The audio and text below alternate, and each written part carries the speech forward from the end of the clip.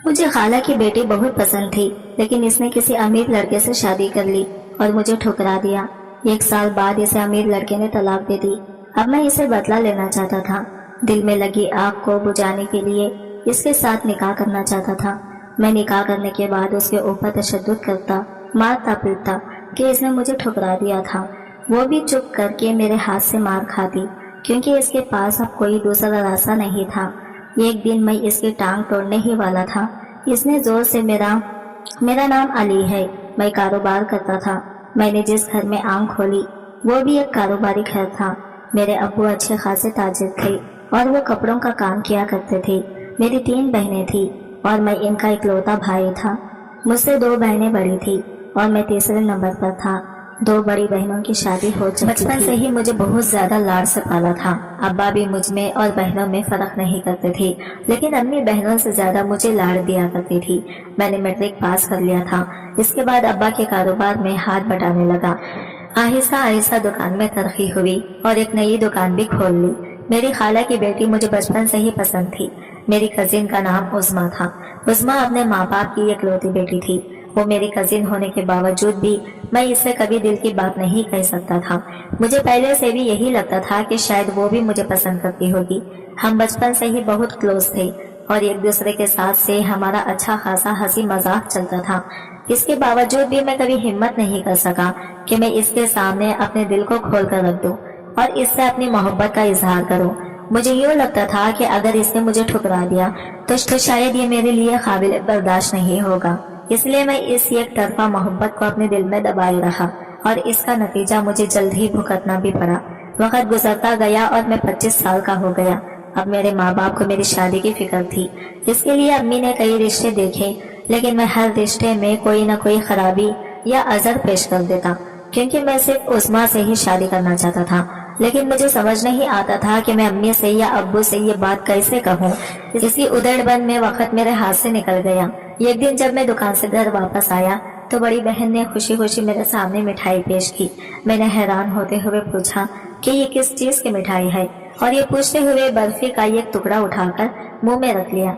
बहन कहने लगी, ये मिठाई खाला ने भेजी है, क्योंकि उस्मा का रिश्ता पक्का हो गया है और 2 माह बाद इसकी शादी की तारीख रख दी है।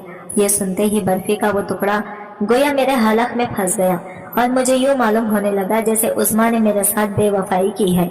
हालांकि मेरी मोहब्बत सिर्फ एक तरफा एहसास था, जिसका जिक्र मैंने कभी उस्मा से किया ही नहीं था, और इस बेचारी को मेरी मोहब्बत और मेरी दिली जज्बात के बारे में खबर ही नहीं थी। इस सब के बावजूद मैं उस्मा को कसूरवार समझने लगा और मेरे दिल में उस्मा के लिए बदगुमानियां पैदा होने लगी। मैं अपनी बुज़दली और कम हिम्मती का जिम्मेदार उस्मा को समझने लगा और सोचने लगा कि उस्मा ने मेरे साथ ऐसा क्यों किया। मैंने बहुत कोशिश की कि 2 माह में किसी तरह से ऐसे हालात पैदा कर सकूं कि उस्मा का ये रिश्ता टूट जाए और इसकी शादी न हो, लेकिन मैं अपनी दिली कमजोरी और कम हिम्मती के बास ऐसा कुछ नहीं कर सका और आखिरकार उस्मा की शादी का दिन आ पहुंचा। इस करीबी रिश्ते की वजह से मुझे भी शादी में शिरकत करना पड़ी और उस्मा को रुखसत होने का मंजर अपनी आंखों से ही देखना पड़ा। वो वक्त मुझे सांप बनकर डस रहा था कि जब उस्मा अपने दुल्हे का साथ स्टेज पर बैठी थी। इसका खाविन खासा खुश शक्ल, लेकिन चेहरे और आंखों से कुछ सख्त गिर किस्म का इंसान मालूम होता था। मैं दिल ही दिल में उस्मा को बदुआएं दे रहा था और मेरा गुस्सा उस्मा के लिए बढ़ता जा रहा था। इस वक्त तो मुझे इस बात का एहसास नहीं हुआ, लेकिन अब सोचता हूँ कि मैं शायद नफ्सियाती मरीज ही बन गया था, जो अपनी बुज़दली और कम हिम्मती का जिम्मेदार उस्मा को मानकर उस्मा को सजा देना चाहता था। आखिरकार उस्मा अपने दुल्हा के साथ रुखसत हो गई और मैं अपने दिल में पलते हुए इंतकाम के जज्बात को भड़काते हुए घर लौट आया। वक्त गुजरता गया और उस्मा के लिए मेरे दिल में कीना और बग़ज़ भी बढ़ता चला गया। मैं पूरी कोशिश करता कि किसी तरह से इसके खाविन से मुलाकात कर सकूं और इसको कुछ ऐसी बातें कह सकूं कि जिससे इसका दिल उस्मा के लिए बदगुमान हो जाए, लेकिन मुझे ऐसा मौका ही नहीं मिलता था, क्योंकि इससे मुलाकात सबके सामने ही होती और वो भी अजीब सा महर किस्म का आदमी था जो किसी से ज्यादा घुलता मिलता नहीं था। उस्मा की शादी को 4 माह गुजर गए थे जब अचानक खबर मिली कि उस्मा नाराज होकर घर आ गई है। मेरे दिल को एक कमीनी से खुशी महसूस हुई और मैं भी अपने दिल की तसल्ली और नफ्स के चस्के के लिए अम्मी के साथ ही उस्मा के घर चला गया। वहां जाकर मालूम हुआ कि इसका शौहर बेहद शक्की मिजाज है और सिर्फ शक की बुनियाद पे ही उज़्मा को मारता पीटता रहता है। यही नहीं बल्कि उज़्मा की सास पे कुछ इसी तरह की औरत थी जो बेटे की इस जहनीत का फायदा उठाते हुए उज़्मा को जलील करवाने का कोई मौका हाथ से नहीं जाने देती थी। अपनी बहन की बेटी की यह हालत देखते हुए मेरी अम्मी बहुत ज्यादा दुखी हुई और रोने लगी, लेकिन मेरे दिल में तो मानो लड्डू फूट रहे थे और मैं उज़्मा की तरफ ऐसी कीना तौज और तंजिया नजरों से देख रहा था जैसे इस पर जुल्म होने से मेरे दिल को बहुत खुशी महसूस हो रही हो। मोहब्बत का वो जज्बा जो मैं कभी उज़्मा के लिए महसूस किया करता था अब नफरत और इंतकाम का एक बेपनाह जज्बा बन चुका था। इसके आगे तमाम इक़दार, इख्लाकियत और इंसानियत खत्म हो गई थी। कुछ दिन बाद उज़्मा वापस अपने ससुराल चली गई, लेकिन 2 माह गुजरने के बाद एक बार फिर उज़्मा अपने मैके वापस आ गई। इस बार भी वही केस था। जब हम उज़्मा का पता करने इसके घर गए तो इसके चेहरे पर नील के निशान थे और वो शदीद बीमार भी थी। इसे देखकर एक बार तो मेरा दिल तड़पा और मोहब्बत ने अंगड़ाई ली, लेकिन दूसरे ही लम्हे मेरी नफसानी ख्वाहिश और इंतजाम का जज्बा सब पर हावी आ गया और मैं इसकी हालत से मजा लेने लगा।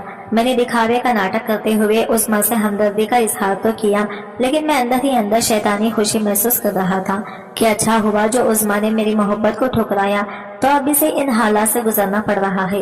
वक्त इसी तरह गुजरता चला गया और उज़्मा के लिए जिंदगी मुश्किल से मुश्किल तर हो रही थी। आखिरकार वो दिन भी आया जब इन्हीं लड़ाई झगड़ों की वजह से उज़्मा को तलाक हो गई और वो वापस अपने मैके आ बैठी। यह हमारे पूरे खानदान के लिए एक बहुत बड़ा झटका था जिससे सबको ही गुजरना पड़ा। इससे पहले हमारे खानदान में तलाक का ऐसा कोई केस नहीं हुआ था, लेकिन शायद उज़्मा के नसीब ही ऐसे थे। ये किसी को मालूम नहीं था कि उज़्मा के लिए मुश्किलात का सफर अभी भी खत्म नहीं हुआ और जिंदगी ने अभी इसके और भी बहुत सारे इम्तिहान लेने हैं। कुछ वक्त गुजरा और उज़्मा की इद्दत खत्म हुई तो इसके माँ बाप ने इसके लिए रिश्ता ढूंढना शुरू किए। इस सब में मेरी अम्मी भी पेश थी, लेकिन अब मुश्किल ये आ पड़ी थी कि उज़्मा तलाक याफ्ता थी और एक तलाक याफ्ता को कोई भी अपने बहू बनाने के लिए राजी नहीं था, जैसा कि हमेशा से हमारे माशरे में होता आया है। अब उज़्मा के लिए जो रिश्ते मिल रहे थे वो बड़ी उम्र के बूढ़े मर्द जो बच्चों वाले थे या जो रनवे थे और अपने बच्चों के एक नौकरानी चाहते थे। ऐसे भी रिश्ते आए जो दूसरी शादी करना चाहते थे, लेकिन इस सब उज़्मा की माँ मुतमईन नहीं थी और ना ही मेरी अम्मी इन पर मुतमईन थी। अम्मी अक्सर अपनी भांजी के नसीब के लिए सोच सोच कर रोया करती थी और दुआ करती थी कि मेरी बेटियों को ऐसा वक्त ना देखना पड़े। इन्हें क्या मालूम था कि इनके घर में ही उज़्मा एक बड़े इम्तिहान से गुजरने वाली है। मैं ये सब मुनाजिर बड़े शौक और दिलचस्पी से देख रहा था और मेरे ज़हीन में मजीद इंतखाम की आरज़ू थी। मैं चाहता था कि उज़्मा ऐसे ही किसी के घर में दोबारा ब्याह कर जाए जहाँ पे इसकी मुश्किलात का सफर सारी जिंदगी खत्म ना हो। इन्हीं दिनों मेरा ज़हीन ऐसे ही शैतानी जज्बात की हामा जगह बन चुका था, इसलिए मैंने अपने बड़े ही गहरे और करीबी दोस्त से अपने ख्यालात का इजहार किया। इसे भी रिवायती मर्दों की फितरत का सबूत दिया और कहने लगा कि तुम ठीक कर रहे हो। इस घर में तुम जैसा एक ऑप्शन मैसर था तो इसे तुम्हारी तरफ ही आना चाहिए था।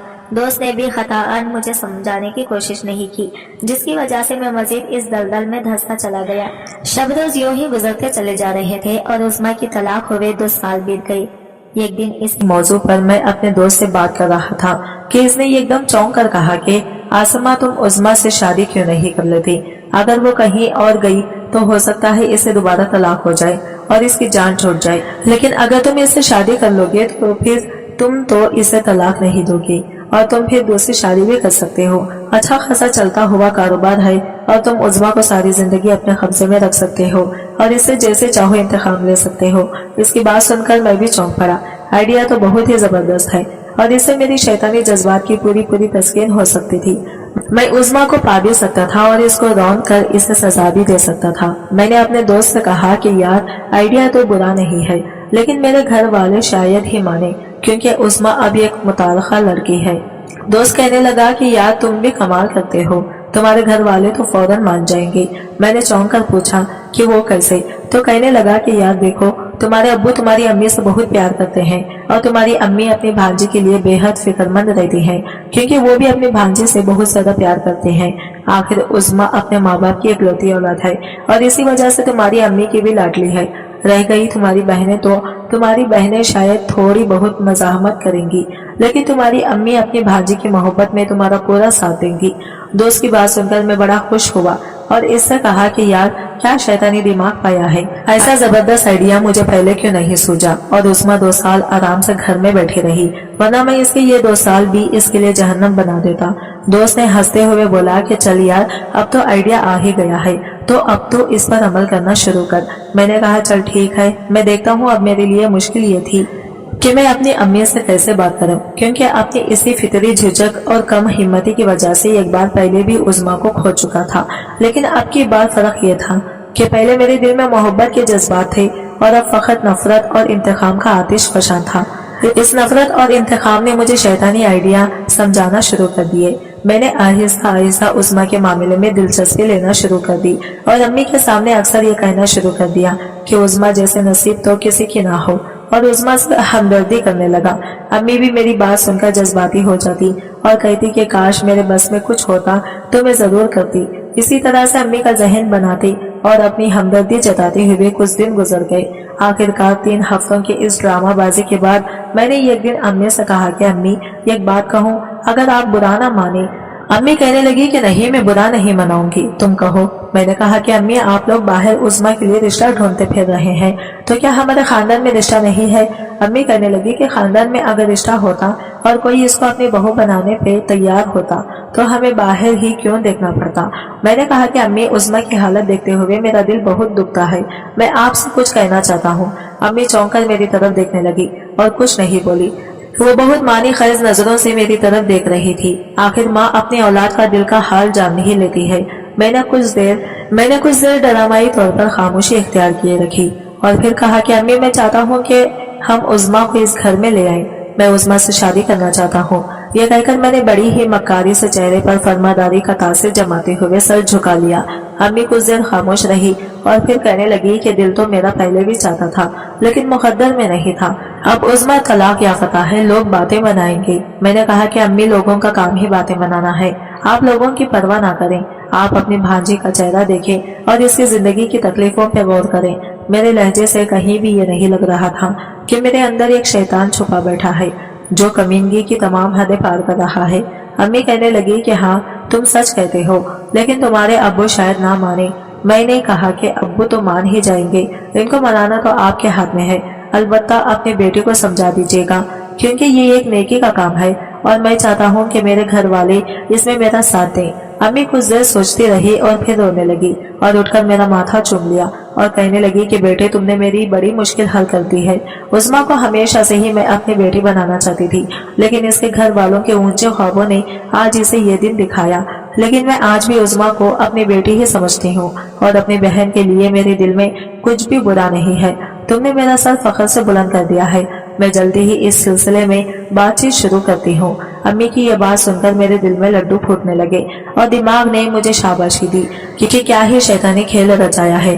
حسب توقع ابو نے تھوڑی بہت مزاحمت تو کی، لیکن امی کی محبت کے سامنے وہ بھی جلد ہی ہتھیار ڈال گئے اور انہوں نے بھی مجھے شاباشی دی۔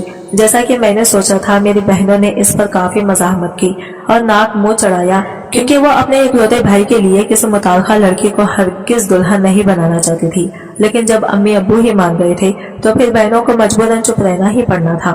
آخرکار وہ دن بھی آیا جب تمام گھر والے اس رشتے پہ راضی ہو چکے تھے اور امی ابو میرا رشتہ لے کر عظمیٰ کے گھر چلے گئے۔ میری خالہ اس رشتے کا سن کر بہت ہی حیران ہوئی اور رونے لگی۔ خالہ کہنے لگی کہ بہن تم اس مشکل وقت میں مجھ پہ یہ احسان کر رہی ہو کہ اپنے کنوارے بیٹے کا رشتہ میری متعلقہ بیٹی سے کرنا چاہتی ہو، میں تمہارا یہ احسان ساری زندگی نہیں اتار پاؤں گی۔ تم اپنی عظمیٰ کو جانتی ہو، مجھے اس کے سلسلے میں کسی قسم کی صفائی دینے کی ضرورت نہیں ہے اور تم سمجھتی ہو کہ وہ کتنی اچھی نیچر اور سیرت کی ہے۔ مجھے تو تم سے یہ کہنے کی بھی ضرورت نہیں رہی کہ تم اس کا اپنی بیٹی کی طرح خیال رکھنا، کیونکہ جو تم کر رہی ہو اس مکار اور خود غرض دنیا میں کوئی بھی نہیں کرتا۔ امی نے اپنی بہن کو گلے لگایا اور یوں یہ رشتہ پکا ہو گیا، کیونکہ عظمیٰ کے گھر والوں کی طرف سے تو انکار کا سوال ہی پیدا نہیں ہوتا تھا۔ اس کے بعد شادی کی تیاریاں شروع ہوئی۔ عظمیٰ کے گھر والے تو سادگی سے ہی شادی کرنا چاہتے تھے، لیکن آخر ہمارے گھر کی اکلوتے لڑکی کی شادی تھی تو اس لیے بڑی دھوم دھام سے شادی ہوئی اور عظمیٰ میری دلہن بن کر میرے گھر میں آ گئی۔ میں اس دن بہت خوش تھا اور مجھے میرا انتخاب مزید نزدیک اور عظمیٰ اپنے قبضے میں نظر آ رہی تھی۔ میں دل ہی دل میں مختلف قسم کا پلان بنا رہا تھا کہ کیسے عظمیٰ کو ذہنی اور جسمانی طور پر اذیت और तकलीफ पर अजीम देनी है। मेरा जहन और दिल मुकम्मल तौर पर शैतान के कब्जे में चला गया था और मेरे दिल से उस्मा के लिए मोहब्बत बिल्कुल ही खत्म हो गई थी। तब तमाम फंक्शंस के बाद जब उस्मा रुखसत होकर हमारे घर आई और मैं कमरे में गया तो मैं पहली रात के लिए भी एक मंसूबा बना चुका था। जब मैं कमरे में दाखिल हुआ तो मैंने देखा कि उस्मा सजी सवरी घूंघट निकाले बेड पर बैठी है। मैं इसके सामने जाकर बैठा और बड़ी ही नरमी से इससे बात शुरू की और कहा कि कैसी हो उस्मा। वो शर्माती रही लेकिन इसने कोई जवाब नहीं दिया। मैं इसकी कैफियत समझ रहा था कि एक नाकाम शादी के तजुर्बे के बाद इसके दिल में कैसे कैसे वसवसे और खदशात अंगड़ाई ले रहे होंगे और वो सोच रही होगी कि मैं इसको कबूल करूंगा या नहीं। थोड़ी देर तक मेरे कई बार पूछने पर इसने बातचीत शुरू करना शुरू की, लेकिन इस अंदाज में अभी भी झिझक थी। यूं ही बात करते करते एकदम मैंने इससे कहा कि तुम इतनी उदास क्यों हो, तुम्हें अपना पहला शौहर तो याद नहीं आ रहा। मेरी ये बात सुनते ही उस्मा ने एकदम मेरी तरफ ऐसे देखा कि जैसे किसी ने इसकी पूरी जिंदगी की मता छीन ली गई हो। इसकी आंखों में यकीन करचियां चुभ रही थी और इसकी गालों से आंसू बह रहे थे। इसने कोई जवाब दिए बगैर नजरें झुका ली और मैं भी अपने मंसूबे पर खुश होता हुआ इतने में ही उक्तफा कर गया। यही नहीं बल्कि इस रात मैंने जिस्मानी तौर पर भी इसे अजियत देने का कोई मौका हाथ से जाने नहीं दिया। अगले दिन वलीमा हुआ और उस्मा अपने घर वापस चली गई।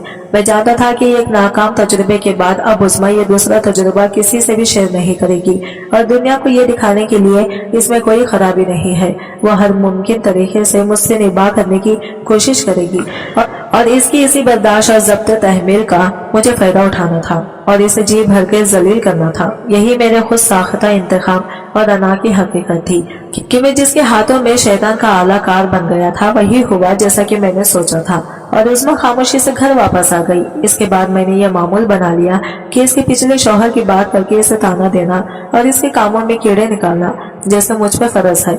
इसके साथ साथ मैं इस बात का भी ख्याल रखता था कि अम्मी के सामने इसे कुछ न कहूँ, बल्कि जानबूझकर इस अंदाज में तारीफ करता था कि अम्मी तो खुश हो जाती थी, लेकिन उस्मा मेरी बातों में छुपे हुए माने समझकर और ज्यादा सहम जाती थी। अम्मी को यह लगता था कि मैं इनके मुताल्लिक़ भांजे का बहुत ज्यादा ख्याल रख रहा हूँ और हमारे दरमियान बहुत मोहब्बत है। हमारे दरमियान अभी तक मियां बीवी वाला कोई एतमाद और भरोसा तो कायम नहीं हुआ था, लेकिन एक अज़ियतनाक ताल्लुक जरूर कायम हो गया था और ये सर्द ज़हनी ही नहीं बल्कि जिस्मानी भी था। मैं हर लिहाज से उस्मा को टॉर्चर करने का कोई मौका हाथ से जाने नहीं देता था। इस अल्लाह की बंदी में भी अल्लाह जाने कितना सब्र और बर्दाश्त था कि इसने कभी भी पलटकर कोई जवाब नहीं दिया था, लेकिन इसकी आंखों में तीरते हुए आंसू मेरे दिल में कमीनी सी ठंड डाल देते थे और मुझे यूँ लगता था जैसे मैंने कोई बहुत बड़ी फतह हासिल कर ली हो। मेरा किरदार किस कदर गिरता जा रहा था इसका मुझे अंदाजा ही नहीं था। कुछ अरसे तक ही यही मामूल चलता रहा और मैं उस्मा को जिस्मानी और ज़हनी तौर पर टार्चर करता रहा, लेकिन अब उस्मा की खामोशी और सब्र मुझे छीनने लगा था। मैं चाहता था कि वो मेरे सामने गिड़गिड़ा कर रोए, माफी मांगे और यूं मेरी अना को मजीद तस्कीन मिले, लेकिन जैसे कि मैंने कहा कि अब वो इस रिश्ते को हर तरह से निभाना चाहती थी, इसलिए वो मुझे ऐसा कोई भी मौका नहीं दे रही थी कि जिससे खानदान भर में दोबारा से इस पर और इसके माँ बाप की तरबियत पर सवाल उठे। मैंने ये शादी अपने मजमूम शैतानी मकसद की तकमील के लिए की थी और इसमें अब दूर दूर तक इस मोहब्बत का पता नहीं था जो कभी मैं उस्मा से किया करता था। वही शैतानी नस्बत अब मुझे कुछ ऐसा करने पर उकसा रही थी कि जिससे मैं उस्मा को मजीद इस हद तक जलील कर सकूं कि अब मैं इसे सिर्फ अकेले और तन्हाई में ही टॉर्चर ना करूं, बल्कि पूरे घर के सामने टॉर्चर करूं। मैं ये भी चाहता था कि अब अम्मी के सामने उस्मा का जो इमेज बना हुआ है इसे भी तबाह व बर्बाद किया जाए और अम्मी और बाकी घर वालों के हाथों भी उस्मा को जलील व रुस्वा किया जाए। इस सब के बावजूद उस्मा को तलाक देने या इसे छोड़ देने का दूर दूर तक मेरा कोई प्लान नहीं था, क्योंकि मैं हाथ में आए हुए शिकार को किसी भी तरह आजाद नहीं करने वाला था। मैं मुकम्मल तौर पर एक अजियत पसंद नफ्सियाती मरीज बन चुका था जिसका कोई इलाज नहीं हो सकता।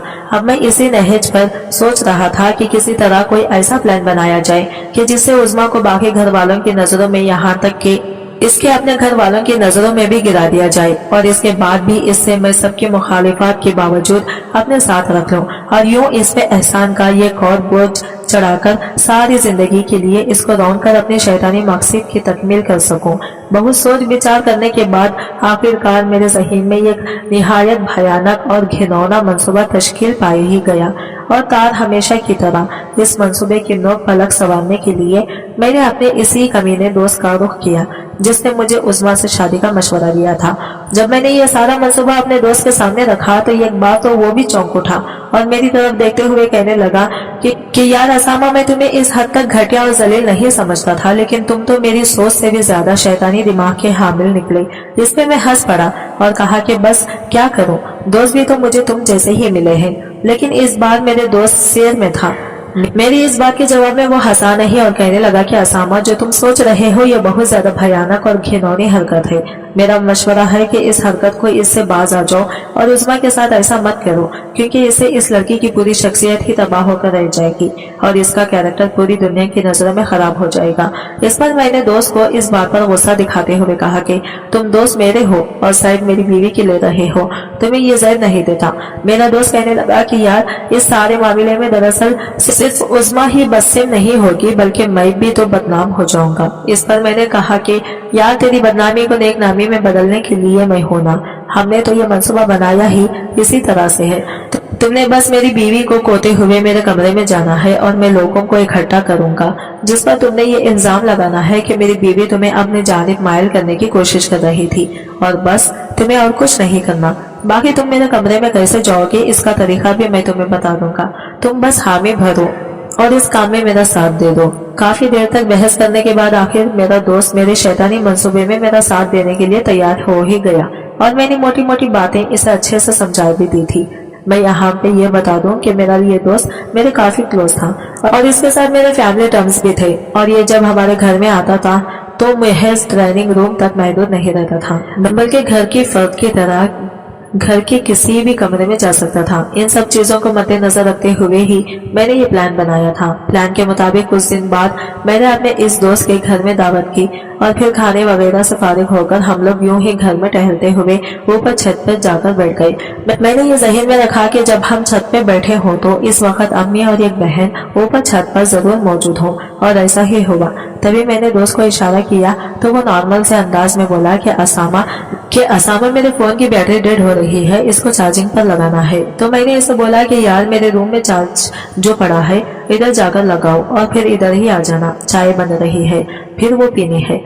मेरा दोस्त अभी भी उठने में कुछ हिचकिचाहट का मुजाहिरा कर रहा था, लेकिन मैंने इसे गुस्से से घूरा तो वो आखिरकार इस मंसूबे पर अमल करने के लिए अपनी जगह से उठ ही गया। मंसूबे के मुताबिक इसने 4 मिनट तक सिर्फ सीढ़ियां में ही खड़े रहकर इंतजार करना था और 5वें मिनट इसने मेरे कमरे में जाना था और मैं जानता था कि इस वक्त मेरी बीवी कमरे में अकेले ही होगी, क्योंकि चाय बनाने के लिए किचन में मेरी बहन गई हुई थी और अम्मी एक दूसरे बहन छत पे मेरे साथ ही बैठे थे, जबकि सबसे छोटी बहन घर के दूसरे कामों में मसरूफ थी और अब्बा अभी घर नहीं आए थे। मैंने ठीक चौथे मिनट खुद कलामी कैसे अंदाज में कहा कि आखिर यार ये कहाँ रह गया, मोबाइल को चार्जिंग पर लगान से गया था, अभी तक नहीं आया। ये कहकर मैं उठा और बिल्कुल नॉर्मल अंदाज से सीढ़ियां उतरता हुआ नीचे आ गया। ये मगरिब के बाद का वक्त था जब घर में इतनी चहल पहल नहीं थी और सब लोग ही अपने अपने कामों में मसरूफ थे। अपने कमरे के दरवाजे पर आकर मैंने चुपके से झांक कर देखा तो मेरा दोस्त कमरे में खड़ा था और मेरी बीवी का सर मुझे नजर आ रहा था। वो शायद बेड की दूसरी जानिब फर्श पर बैठी थी। मैंने वहीं से ऊंची आवाज में धारना शुरू कर दिया कि ये तुम क्या कर रही हो और तुम्हें शर्म नहीं आती जो तुमने इस घर को अपनी शैतानी ख्वाहिशात को पूरा करने का उखाड़ा बना रखा है। इस तरह के मजीद 2-3 जुमले मैंने शदीद गुस्से के आलिम में पूरी ड्रामाबाजी से अदा किए। मेरी चनीम पुकार और धाड़ सुनकर ऊपर से अम्मी और बहन और किचन से दूसरी बहन समेत सबसे छोटी बहन भी मेरे पास आ गई और पूछने लगी कि क्या हुआ। मैंने कहा आप अंदर आए और देखिए कि ये दोनों मेरी पीठ पीछे क्या रंग रंगलियां बना रहे हैं। अब यहाँ ये मंसूबे के मुताबिक मेरे दोस्त को उस्मा पे इल्जाम लगाना था। हम जैसे ही कमरे में दाखिल हुए तो मैंने देखा मेरा दोस्त घुटनों के बल जमीन पर बैठा है और इसके चेहरे पे आंसू बह रहे हैं। अंदर दाखिल होने पे मुझे साफ नजर आया कि मेरी बीवी इस वक्त मगरिब के बाद की नवाफिल अदा कर रही थी और अब वो दुआ मांगने में मसरूफ थी। जब मैंने धाड़ मचाई तो अब वो चौंक कर हमारी तरफ देख रही थी। मेरी लगाए हुए इल्जामात सुनकर वो इस वक्त शदीद सदमे की कैफियत में थी। इससे पहले कि मैं कुछ और बोलता मेरा दोस्त उठा और इसने मेरे मुंह पे एक तमाचा रसीद किया और कहने लगा कि आंटी ये सब शैतानियत आपके बेटे की फैलाई हुई है और हाँ मैं मानता हूँ कि किसी हद तक मैं भी इस सब में हिस्सेदार हूँ। यह कहकर इसने उस्मा की शादी के प्लान से लेकर अब तक की सारी बात खोलकर बता दी।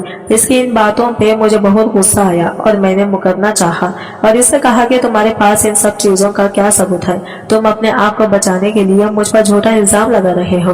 तो इसने जेब से मोबाइल निकालकर ऑडियो रिकॉर्डिंग चला दी जिसमें हमारी कल की गुफ्तगू रिकॉर्डिंग शुदा थी। ये सब सुनने के बाद अम्मी ने मुझे मारना और कोसना शुरू कर दिया और बददुआएं देने लगी कि मुझे नहीं मालूम था कि मैं अपने ही घर में एक शैतान को पाल रही हूँ।